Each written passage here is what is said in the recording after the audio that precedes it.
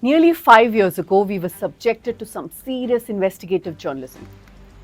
Everything. We've got some big stuff coming in. Do I ever let anybody down? Right. Yes, Navika, you have. You've let down journalism and your viewers. But hey, she was not alone. In the days following the suicide of Sushant Singh Rajput, across news channels, journalism hit a new low. Anchors turned into self-proclaimed crusaders for justice, filling prime-time slots with endless speculation. Conspiracy theories ran wild, from witchcraft to black magic to political plots. It was beyond absurd. Sushant's suicide could have been a moment to have an open conversation about mental health, how Bollywood works, or even nepotism. But instead, this happened. Rhea Chakraborty बोलती है drug do. With zero evidence, the media labeled Rhea Chakraborty a gold digger, a manipulator, and a drug supplier. She was painted the villain, accused of exploiting Sushant for money and driving him to suicide.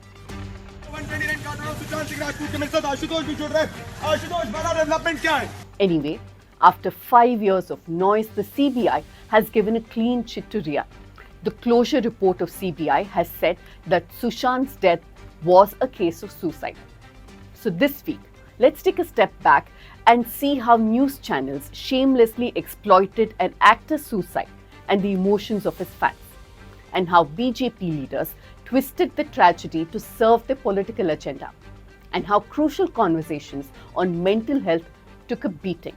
In case we speak about hard drugs, I haven't been doing too much according to, she says MDMA is something she's tried once. Let me explain.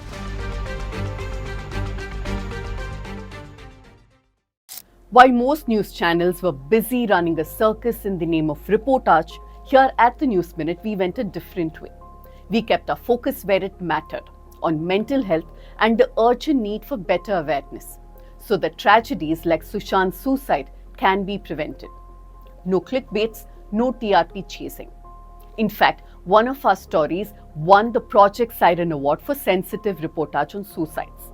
Now, it's your turn to support good journalism, the real gold standard one. So become a subscriber of the News Minute today. You know what you have to do? Scan the QR code on your screen, or after the video, you can click the link in the description.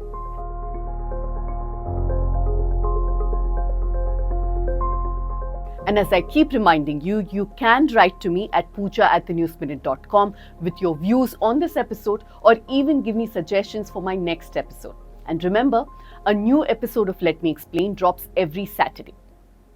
After Sushant's death, news channels and social media launched multiple attacks on people they saw as enemies of Hinduism. Ironically, many of those targeted were individuals or ideas that Sushant had supported in his own movies. Take Kai Poche for instance. Released in 2013, it touched on the 2002 Gujarat riots. Sushant's films didn't shy away from acknowledging the difficult truths about caste and class either. In 2019, Son Chidiya was praised for his raw portrayal of caste and gender dynamics. And even more telling, Sushant himself had dropped his surname from his Twitter handle in 2017. This to protest the violence by the Karni Sena against the movie Padmavat. He was also part of Chichore, a 2019 film that tried to tackle mental health stigma. The irony here is striking, because his death became fodder for reckless media coverage. It only deepened the stigma his films had tried to challenge. The real conversation about depression and pressure in the film industry got completely buried under this witch hunt. News channels violated ethical guidelines about reporting on suicide. Reporters threw around terms like depressed and bipolar without even understanding them, and many of them crossed serious boundaries. They named Sushant's psychiatrist and even leaked confidential information. This kind of breach could stop other people from seeking help. They interviewed his therapist, dissected his old videos to see if he looked depressed, and even asked his ex-girlfriend about his mental state. It was a clear disregard for the privacy and dignity of someone who had just died. The coverage wasn't just sensational, it spread harmful myths about mental health illnesses. Myths that mental health professionals had worked hard for many years to tackle. The most dangerous were the TV shows that recreated the suicide. I'm not sure if you're aware, but there are multiple guidelines that say the media cannot disclose the way in which a person died by suicide. That's because it runs the risk of copycat suicides. Celebrity deaths often lead to a rise in similar incidents. Then came the absurd narratives. How could someone so happy be depressed? This reinforced the myth that depression always had visible signs. That this is not somebody who is suffering from depression. Beyond damaging Sushant's legacy, this coverage hurt real people struggling with mental health. Look, I'm not saying that there wasn't anything to discuss about Sushant's death. Perhaps there was. Social media was exploding with allegations that he had been bullied by a powerful film lobby. You know, a small town boy from Bihar who made it considerably big in Bollywood. Perhaps he felt ostracized or even pushed to the edge. We don't know for sure because Sushant himself never framed his journey in this manner.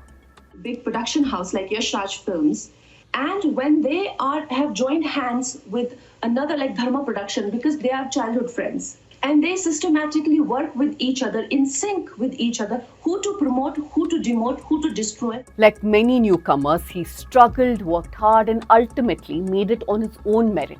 But facts mattered little. Industry figures aligned with the ruling government conveniently jumped in.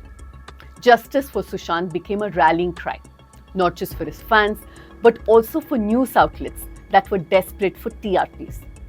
Systematically, the coverage worked to replace the word suicide with murder, not just in the minds of his fans, but also those stuck at home in the middle of a pandemic, glued to their television sets.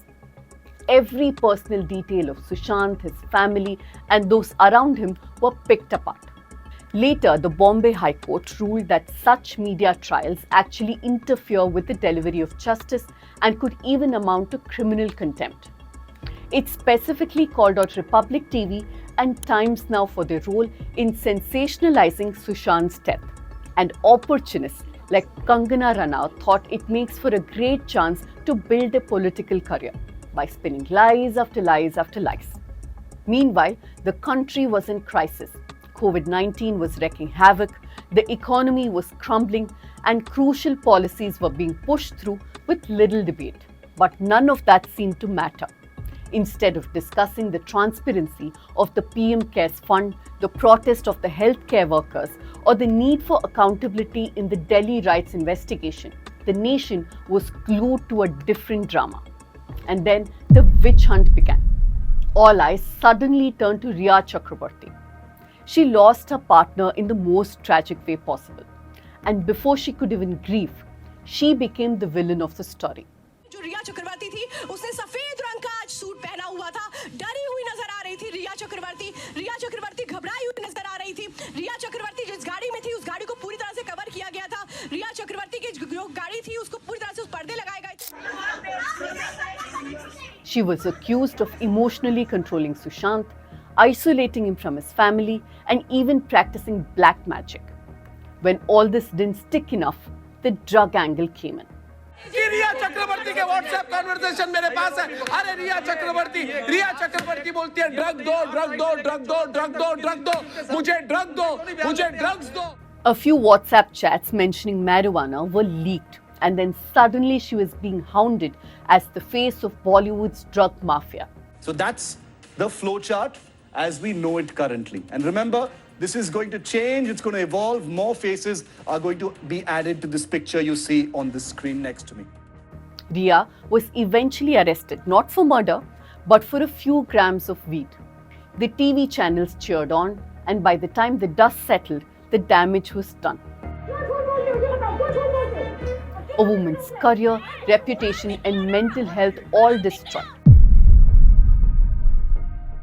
This story doesn't have just one villain, the news channels. There's another one, the BJP.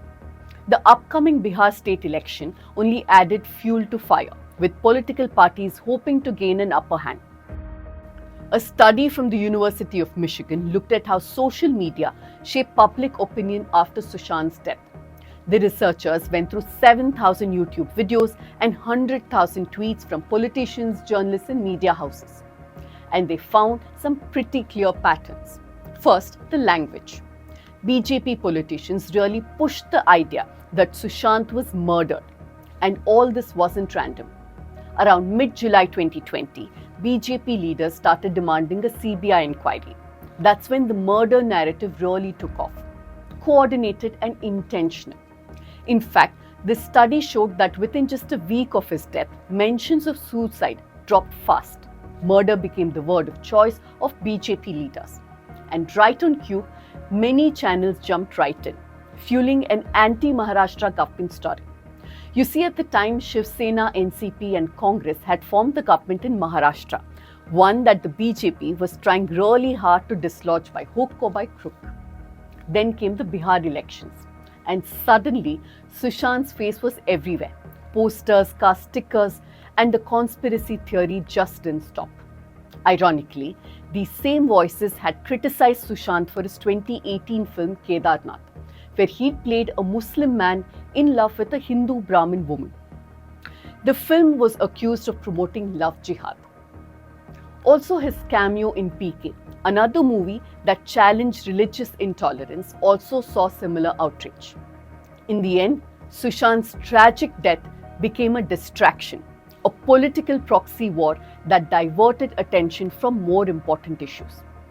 For many of us, it was difficult to watch our own colleagues stoop so low on screen.